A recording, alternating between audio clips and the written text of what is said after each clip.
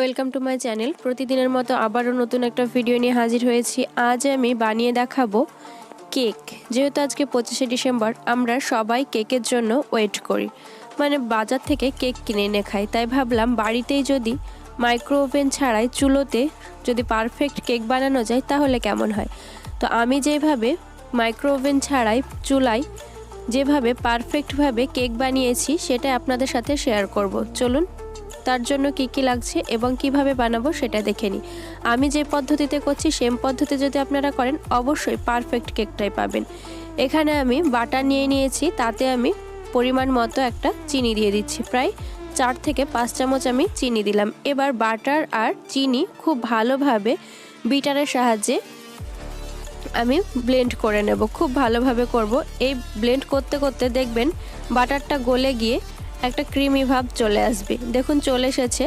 প্রায় আমি যতক্ষণ ক্রিম না হয়েছে ততক্ষণ পর্যন্ত আমি বিট করে নিচ্ছি।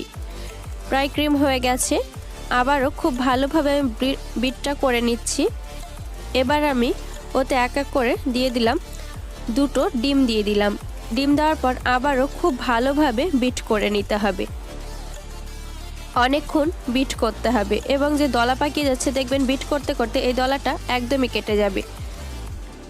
খুব ভালোভাবে বিট করে নিচ্ছি। অনেকক্ষণ প্রায় বিট করতে হবে। যাদের বিটার আছে তারা ইলেকট্রিক বিটারে করতে পারেন। যাই হোক, বিট করা প্রায় হয়ে গেছে আমার। এবার ওতে আমি 3 ফোঁটা মতো আমি ভ্যানিলা এসেন্স দিয়ে দিলাম। ভ্যানিলা এসেন্স দিলে কি হয়, যে ডিমের একটা গন্ধ থাকে সেই গন্ধটা পুরোটাই কেটে যায়। এবার আমি পরিমাণ মতো ময়দা দিয়ে দিলাম, আর দিয়ে দিচ্ছি 1 চামচ মতো বেকিং পাউডার। আমি 2 চামচ মতো বেকিং পাউডার দেব, 2-4 চামচ মতো দিলাম। এবার আমি খুব ভালোভাবে আবারও ফাটিয়ে নেব। ফাটানোর আগে আমি এখানে 1 কাপ দুধ নিয়েছি, সেটা আমি একটু একটু করে প্রায় 3 বারে আমি দুধটা দিয়ে দেব। একটু করে দিয়ে বিট করে নিচ্ছি। আবার একটু দিয়ে দিলাম। আস্তে আস্তে এইভাবে পুরো দুধটা আমি দিয়ে দেব ও বিট করে নেব। দেখুন অনেকটাই ব্যাটার টাইপস হয়ে গেছে। পুরোটা এবার দিয়ে দিলাম। এবার খুব ভালোভাবে আমি বিট করে নেব। বিট করা প্রায় হয়ে গেল আমার। এবার আমি কিছু আমন্ড আর কিশমিশ নিয়েছি, সেগুলো আমি ছড়িয়ে দেব। আপনারা যদি মনে করেন কেউ চেরি বা অন্য কিছু দেবেন দিতে পারেন, একদমই অপশনাল। তো যাই হোক, বিট করা প্রায় হয়ে গেছে। এবার আমি কোকো পাউডার কিছুটা দিয়ে দিলাম। কোকো পাউডার দিলে আমরা জানি খুব সুন্দর একটা চকলেট ফ্লেভারও হয় এবং কালারও আসে। যাই হোক, দিয়ে দিলাম।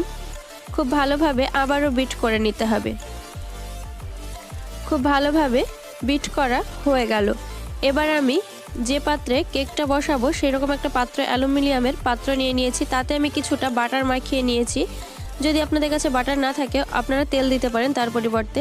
এবার আমি একটা পেপার নিয়ে নিয়েছি, পেপারটা ভালোভাবে কেটে আমি দিয়ে দিলাম ওতে। এবার আমি ঢেলে দেব। ঢেলে দিলাম। আবারও কিছু ওপরে আমন্ড আর কিশমিশ ছড়িয়ে দিলাম। এবার চলে যাব চুলায়।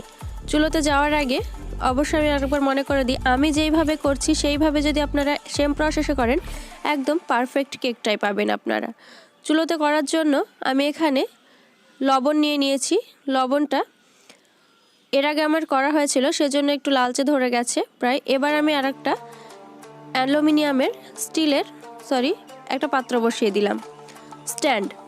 ওর ওপরে আমি কেকটা এবার বসিয়ে দিলাম। এইভাবে আপনারা লবণ দিয়ে করবেন, দেখবেন খুব সুন্দর হবে। এবার আমি ঢাকা দিয়ে দেব। আমি যেইভাবে করছি সেমভাবেই করবেন, দেখবেন পারফেক্ট কেকটাই আপনারা পাবেন। মাইক্রো ওভেন ছাড়াও চুলোতে খুব পারফেক্ট কেক হয়। যাই হোক, ঢাকা দিয়ে প্রায় 15 থেকে 20 মিনিট পরে আমি ফিরে এলাম। মিডিল অবস্থায় কেকটা প্রায় হয়ে গেছে। দেখুন চারিধার একটু মিডিলটা বাকি আছে। আবারও একটু ঢাকা দিয়ে কেকটা হওয়া পর্যন্ত ওয়েট করব।